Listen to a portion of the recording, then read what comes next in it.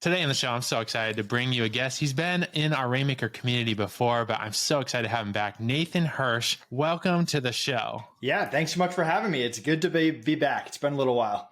Now, if you guys, this is the first time you're hearing about Nathan, you may have heard of some of his ventures in the past because we recommend Free Up all the time. And Nathan is actually the guy who took a $5,000 investment, built that company, scaled it to 12 million in yearly revenue, and then sold the business. And before that, Nathan grew an Amazon business to over $25 million. So these two things combined of one, Amazon, and then two, using freelancers are things that we preach all the time, Rainmakers. So I love any chance we get to have you on the show, Nathan. And now you're stepping into a new venture. So I'm excited to talk about that and everything entrepreneurship. But Nathan, can you just give people maybe just a quick backstory? I gave him the high level overview, but what are some of maybe the key turning points for you in your entrepreneurship journey? Some of those key learning moments that have gotten you to where you are today. So it's funny. I was talking to my parents about this the other day. I think my whole entrepreneurial career comes down to me wanting to have French fries when I was snowboarding as a kid, and I'll explain. So growing up, I went to the town next to me. I got to go to their school system. It was a better school system. My dad was a teacher at that school. So I grew up very middle class. My parents were both teachers, but all my friends, their parents were doctors, lawyers, dentists, entrepreneurs, very wealthy, had all the latest video games, nice cars, nice houses, you name it. And it was evident in so many ways. But one way, for some reason, that stuck out as a kid was when I would go on ski trips, because my parents were big skiers.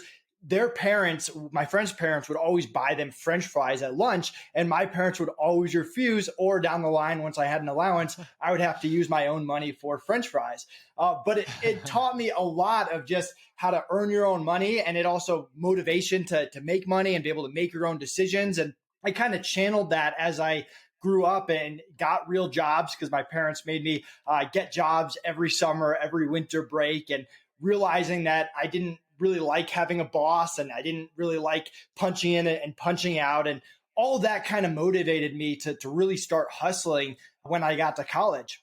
And I really started off, I would go to the dump and find books. It was really this little hut next to the dump, and I would go to the hut with my little scanner and my laptop, and I would scan books and look at their price on Amazon, list them. I had all these boxes in my garage that I would label like 1A, 1B, and had this SKU system that was terrible.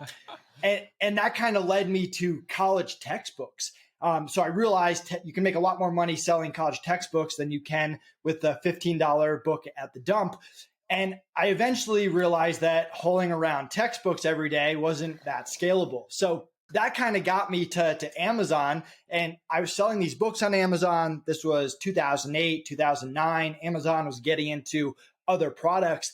And I came up with this idea where, hey, if I don't have a place to store products and I'm not making products, what if I went to people who were already making products and selling products? And I said, hey, I know about Amazon. You don't know anything about Amazon. I'll list your products. All you have to do is keep my credit card on file, ship it where I tell you to ship it, and charge me when it goes out. And little did I know that was called dropshipping. I didn't even learn that word until years later, but that's how I kind of pivoted from college textbooks to dropshipping, baby products, toys. And people thought I was crazy. People thought I was running a scam.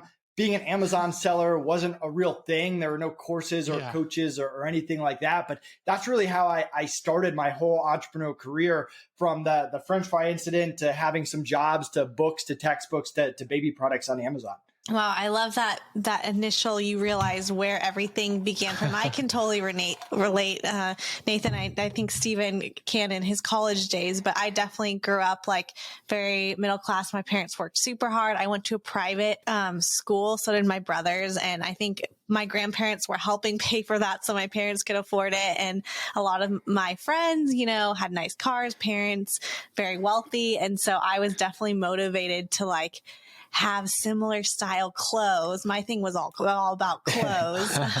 So how could I save my money to buy clothes or different things like that? So I was very creative, always at 15 years old, trying to hustle in the summer to make money so that I could pay for things. And I know Stephen has a similar story too. The early being called. entrepreneur Yeah. arising. I And, love that. those fries at the ski lodge, those aren't cheap. They're fries. not cheap. Those are like the most expensive fries. What's funny is now I go there and I can afford the fries, and I'm like, I'm not paying $7 for French fries. Come on. Yeah.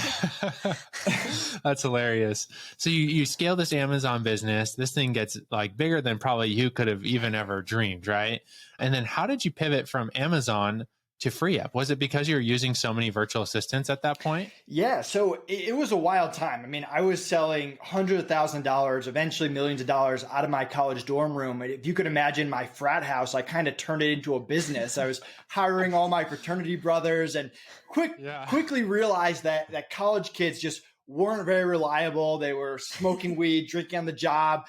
I was not their top priority. Go figure in school. And I was kind of at a bad point because, like, what am I going to do? I was 20, 19, 20, 21, hiring a 35-year-old. Like, I didn't know anything about hiring U.S. employees. Would they take me seriously? And college kids wouldn't do anything. But I had this business and I couldn't grow it by myself. There was just not enough hours in the week, especially if I wanted to stay with college and have a girlfriend and have friends and have a social life. It was just impossible. So a buddy of mine lent me his virtual assistant part-time and introduced me to Upwork. And I thought it was the greatest thing in the world. I could get virtual assistants to work overnight because it was a 24-hour business and no one wanted to work overnight, work weekends. I could teach them to do these different tasks. And we ended up scaling this Amazon business. At our peak, we were doing 5 to 7 million a year, somewhere in there. And when we graduated, we actually decided, my business partner and I, Connor, who I met in college, we decided to move to Florida. It was cheap office space. I didn't really like living in Connecticut. I figured if I didn't like Florida, I could always move back. And we set out to like take down Amazon. We thought we were going to be the next e-commerce conglomerate. And that didn't really happen. Amazon got harder. Dropshipping got harder. Different courses and all that stuff came out. And we were doing like $1 million or $2 million a year, but we were selling baby products and toys. We weren't very passionate about that. And on top of that, we were just kind of going in circles with Amazon's algorithm. They would change something. We would spend 3 months changing something, and then they would change something else. So it wasn't exactly this entrepreneurial venture we thought we were getting into, but we had a pretty large virtual assistant and freelancer team. And I started networking with other Amazon sellers, and hiring was a really big pain point. And so I came up with this idea. What if I just offered my virtual assistants, my freelancers, who not all of them were full-time, some of them were seasonal, some of them were project-based, like graphic designers. I would just offer them to Amazon sellers and mark them up a little bit. And before I knew it, I was getting emails and calls and texts like, hey, do you have a lister or a customer service rep? And I ran out of people ran out of VAs and freelancers to give them. And that was kind of the start of FreeUp, where we created this little recruitment team of VAs who were always recruiting people for our network. We built a minimum viable product, a software that did very little. Freelancers could clock in and clock out, and clients could see the hours on their side. And everything else was manual in Google Docs and manually charging them. But that's kind of how we got FreeUp off the ground. And within a year, we had surpassed our Amazon business. Every time I was working on the Amazon business, I didn't really like it. And we made what now looks like a smart decision to move on from Amazon and focus on FreeUp. Wow.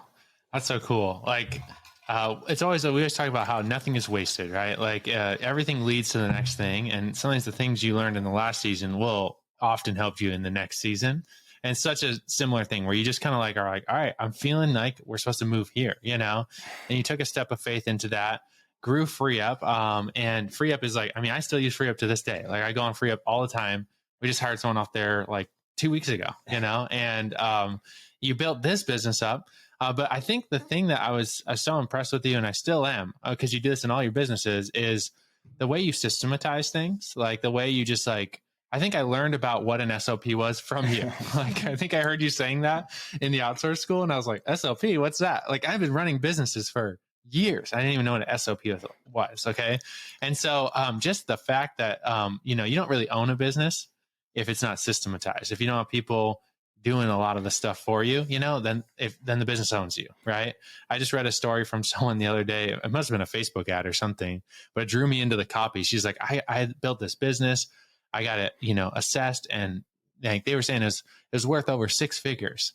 But when it came to sell the business, I realized I had no systems, and I ended up selling the business for $18,000, And so where did you learn the system thing? Like how to like really build a true business?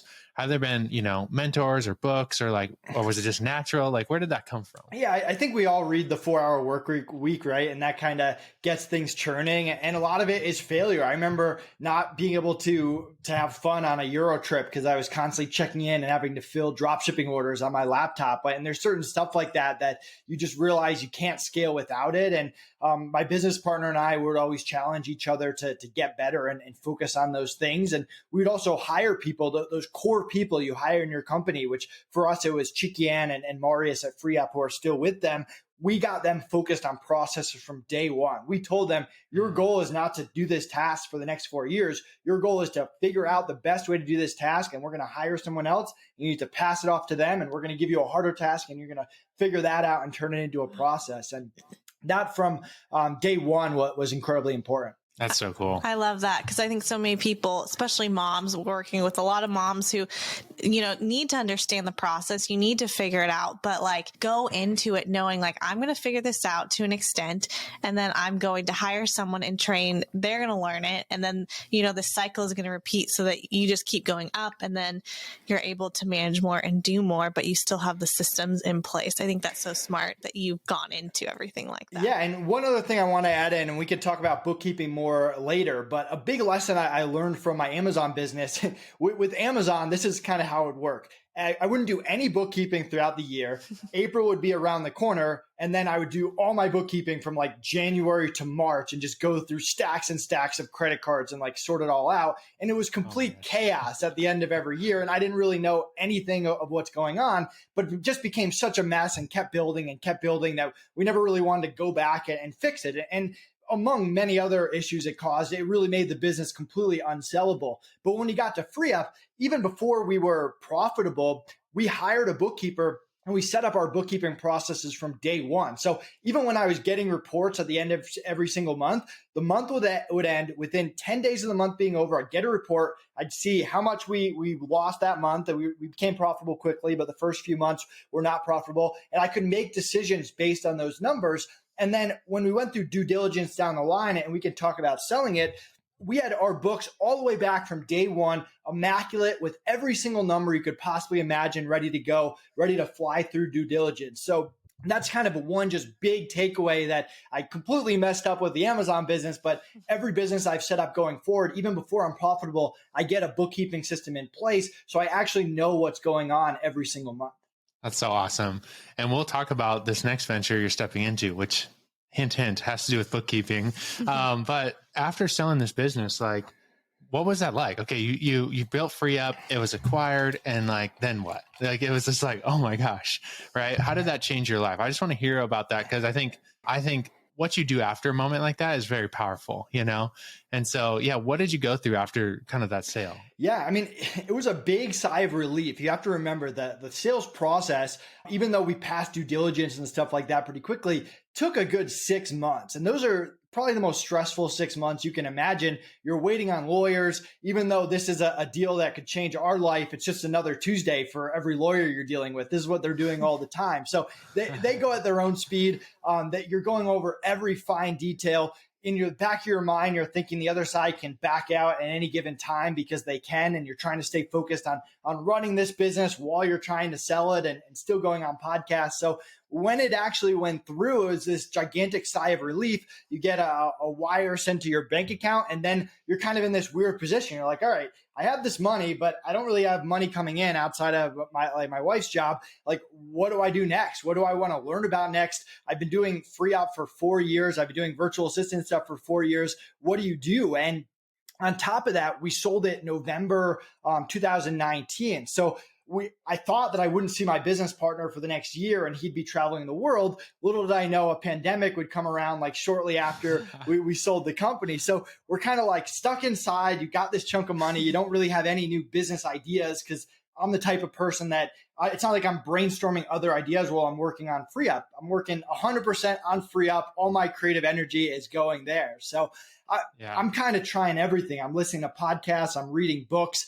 A buddy of mine, Nate McAllister, gives us the idea to start Outsource School and kind of teach people our hiring systems, which was kind of my way to exit out of the VA space and hopefully teach a lot of people and empower them. But it's not like I'm going to go start a virtual assistant company in the future. That's not in my plans.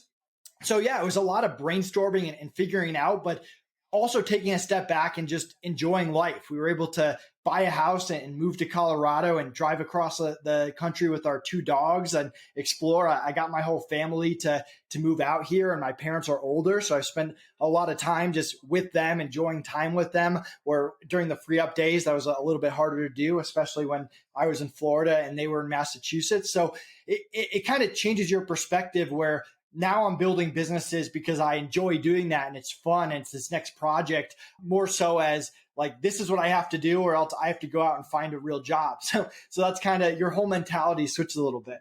Yeah. It's almost like, I mean, I think some people get stuck in the always moving the goalpost of like, well, now that I made this, now I'm going to go for this, and I know there's always like, I'm very motivated by goals like that sometimes.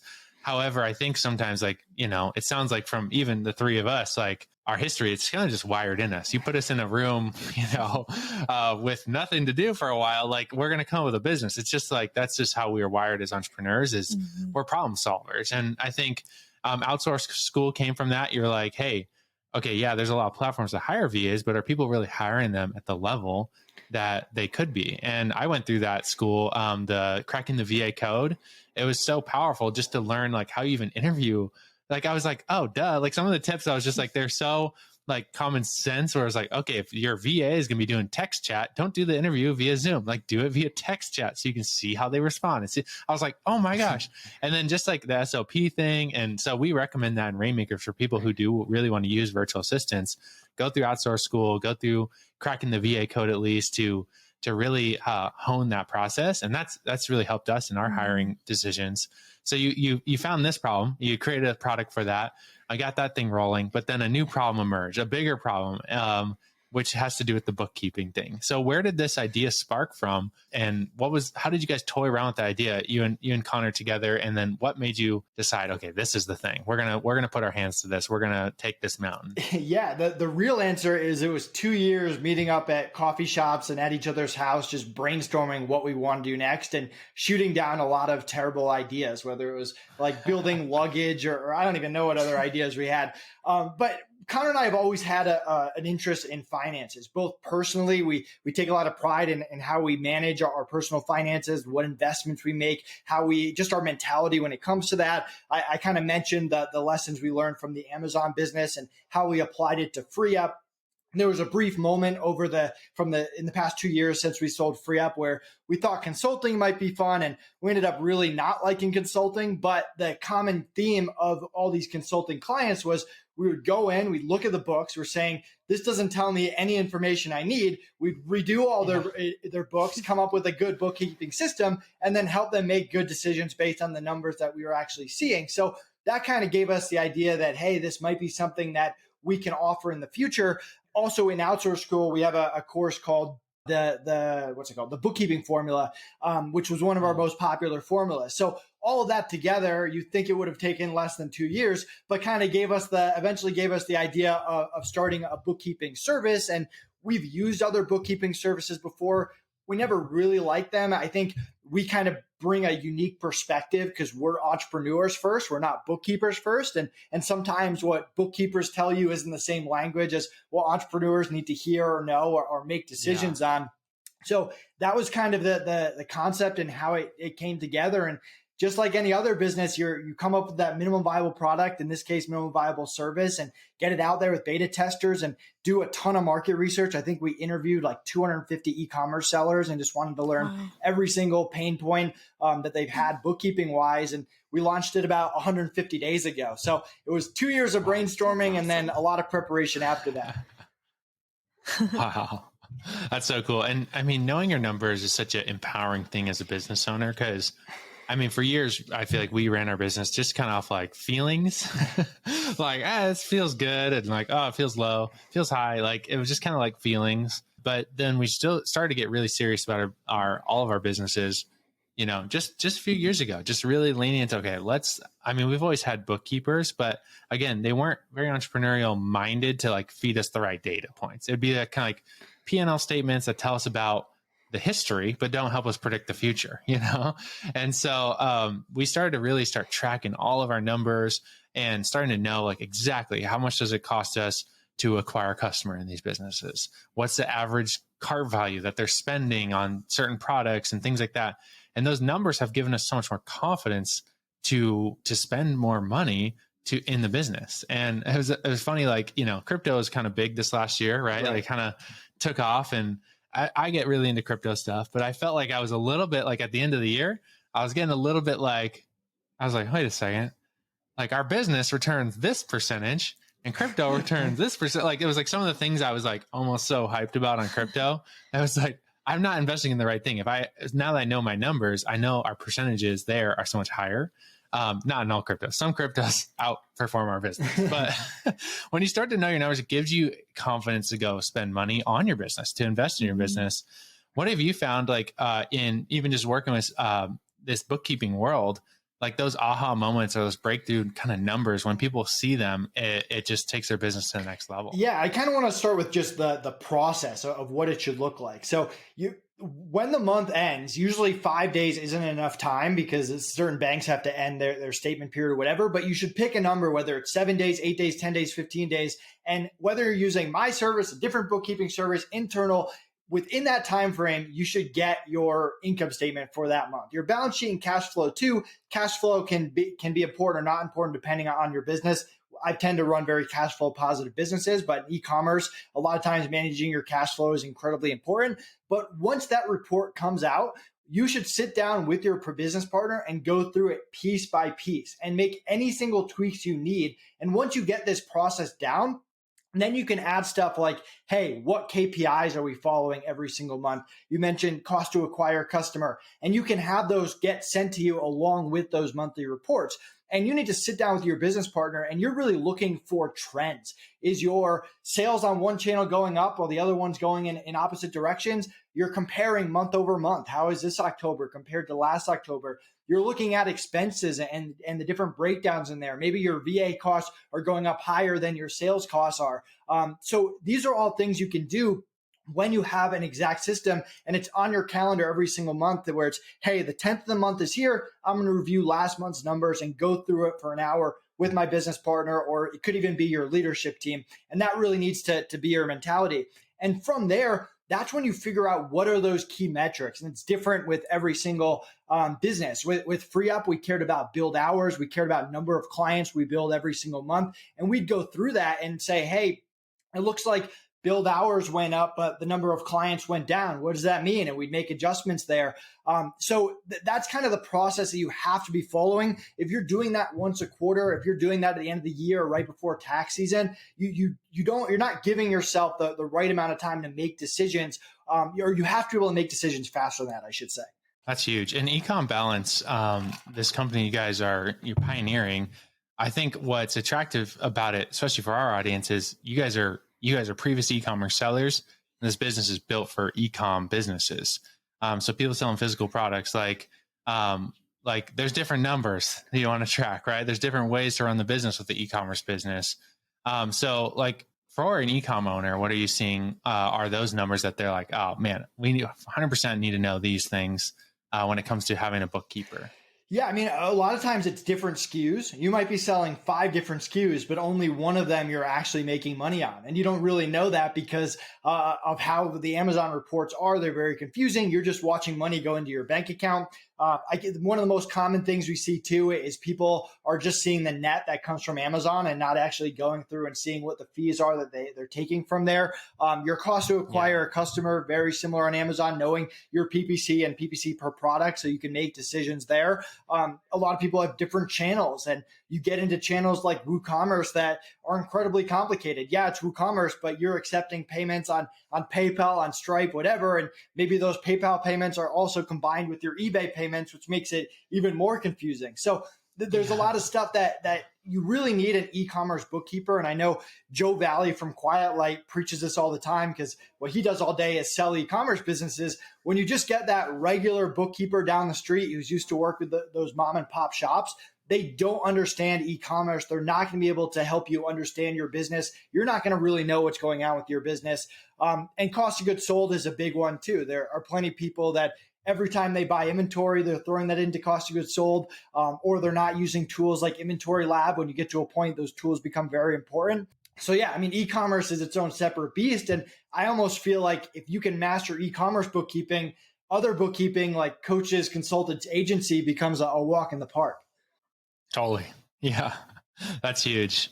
Yeah. It's so big. I feel like, just encourage our audience, because we have people all over all the spectrums of Amazon sellers, e-commerce, entrepreneurs, listening to this show. What would you say is like a good first step in the right direction? You know, like, because like the reason to do this not only is so that your business can thrive and that you can bring more home to your family, but also looking at the bigger picture. A lot of times these Amazon businesses can be sold, and it sounds like you built a big business, but because the bookkeeper thing wasn't in place, it made that business really hard to sell, if not unsellable, you know? And so I don't know, what would you say encouraging someone? You've been through the journey with building and selling businesses, and some people just don't think that long term. How would you encourage them to take a step in the right direction when it comes to just starting to have a little bit more clean books when it comes to the financials? Yeah, the first thing I would say is you should not be doing your own bookkeeping. Whether you hire a VA or me or some other service, or your accountant does it, first of all, entrepreneurs usually aren't very good at bookkeeping. Unless you're a CPA, and even if you are a CPA and you're running an Amazon business, you still shouldn't be doing your own bookkeeping. But chances are you're going to mess it up. You're not going to do it well. It's just going to have to get redone later, and you're going to pay more to get it redone later. Again, not just if you're using me, but if you're using someone else. Cleanup work is hard. It's expensive. So you might as well do it right from the beginning. If you're doing your own books, you might as well stop and get someone to clean up what you've already done. And maybe you did do a good job and there's only a few changes. Maybe it's bigger than that, but you really can't be doing your own books and expect total accuracy.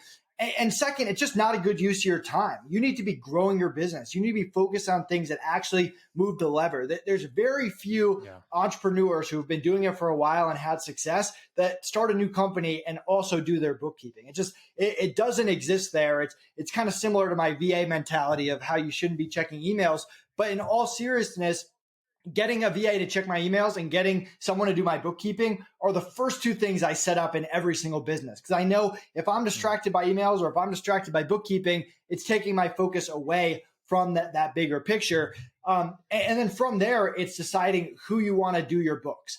Most CPA firms are not set up to do bookkeeping on a month-to-month basis. They might be able to do it at the end of the year, but we kind of already talked about why that's not the best idea. It's also kind of good to get two brains going in there, where you have an accountant who focuses on tax and a bookkeeper going who can do that day-to-day stuff and help you on the actual KPIs that matter to your business.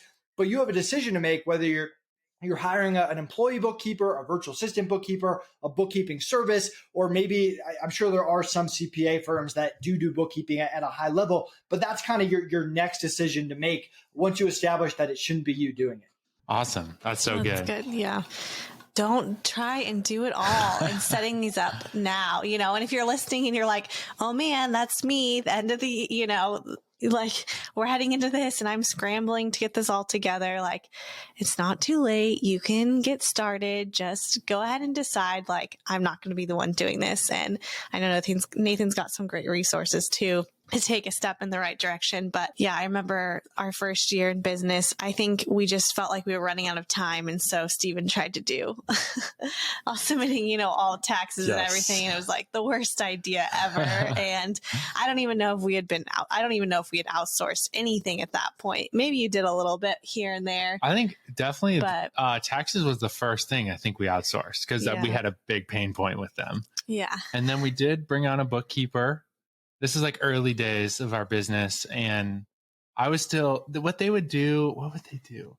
They would do our taxes, but then I was still doing all the reconciliation of like, this payment is that. And I like hated that. I would go in and like have to, but the one good thing about that was I had eyes on it. And it was like, oh, wow, we did spend a lot of money on this or that. And like just seeing it in hindsight was really good. But then now we have someone who just does everything. And it's so nice they give us those reports. That and you can look at. And yeah, we don't have to get in the yeah. nitty gritty. We can see a high level picture as kind of the visionary driving the business. Oh, okay, here and that and this. And we did this recently at the end of the year. And now we're going to do it more frequently. We looked at the top business leaks in our business. Like we call them business leaks. So it's just like areas that like, okay, there's some money that's just leaking out. It's like it's like a hole in the bucket. And like, there's like, I just like categorize our top expenses. And I was just looking through, I was like, oh, wow, we could fix that. We could fix that. And we actually discovered close to, I would say, $900,000 of business leaks we're going to fix this year. And literally we can grow our business just from fixing leaks. That's crazy. It is. And you mentioned, tax, and Ecom Balance doesn't do tax, although we'll probably add it later. It's a natural progression, but you should not be filing your own taxes if you're running a business. You should not have a VA file your taxes. You should have a good accountant. And I'm happy to personally refer mine. I don't get commission or anything. I've worked with them for 10 years. Shoot me an email, Nathan@ecombalance.com. He communicates well. He's affordable. He helped me sell Free Up. So I'm forever in debt and happy to personally refer him. But especially if you're in e-commerce, you want a CPA that knows e-commerce and to help you on the tax side. It's kind of like a lawyer. Like you make your money back by hiring good accountants and good lawyers, even though you pay a decent amount up front. Definitely. Yeah. And I love how you said, Nathan, you set those up before you were even making money, and I know that's sometimes, I know for our audience, a little hard to do after you've invested in inventory and all these things, but it's like, it is so important because you're playing the long game. You have to think of it that way. It's not just get rich real quick overnight here, playing the long game with building a business for sure. So good. Yeah. Nathan, what we like to do a section on the show signs where we dream forward a little bit. What are you dreaming about in the next 2-3 years? Maybe it's with Ecom Balance, maybe it's with life. What's getting you excited about the future? Yeah. So, Ecom Balance, our goal is to grow it bigger than Free Up. So, you never start a company to make it smaller than the previous company you had. So our goal is to make it bigger there. From a personal standpoint, and I should have included this on what the selling the business allowed us to do. My wife and I became foster parents. So both of us were very lucky that, we had parents that gave us a roof over our head, food on the table. They were very supportive of what we were doing. They taught us about finances, and a lot of that stuff you take for granted. Even if you grow up in the middle class, you take that stuff for granted. And you realize as you grow up that not all kids are that fortunate. So we became foster parents recently. We hope to help a lot of kids through that. Also eventually have a family of our own coming up there too. So that's kind of our biggest focus, and hopefully we're able to help a lot of kids. That's amazing. I'd love to touch on, being foster parents for just a second, because I know we have a lot of parents and we have people in our community who are doing that or have adopted or whatever.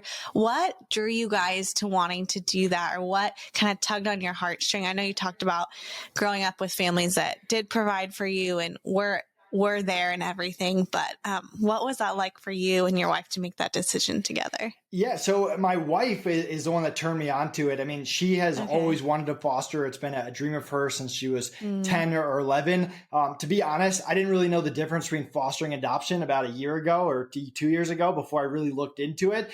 They're very, very different, and I encourage people to check them out. But once I did learn about it, to me, it was kind of a no-brainer. I'm always looking for ways to give back outside of just giving money to charity. For whatever reason, I'm just skeptical of like how that money's being used and how it's actually helping people on a individual basis. But you can turn a kid around just by having a mentor. Even if you don't end up adopting the kid and you help them out for 30 days and they get to see what a good family looks like, what a functional family looks like, how responsibilities work and stuff like that. And give them a resource to text in the future or go to with a question. Or we've all kind of been able to go to our parents, like when you start your first job and you ask your parents for advice, or you're having issues in college and you ask parents for advice. And kids really struggle. And a lot of the homeless population is because they just never had a mentor growing up that could help them make those tough decisions that all of us are bad at making decisions when you're a kid. And it's very tough to be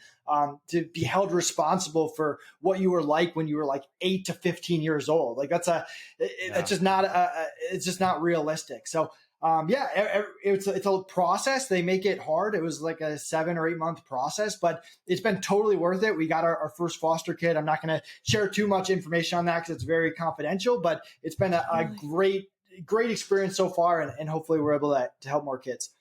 That's so cool. That's so fun. And what a fun, like stretching thing too, for your marriage too. I feel like there's nothing more like bonding than like a shared mission like that, you know? And just like, oh man, that's so fun. So I'm excited to hear how that, like even just checking in with you a year or two from now, like how that's even so more so impacted your guys' lives and marriage, and kudos to you guys for stepping into that. Cause I know it's a step of faith to do something like that, but man, the impact you're going to have is awesome. So thank you so much, Nathan, for being on the show. Like I'm so inspired by you, just everything you put your hand to.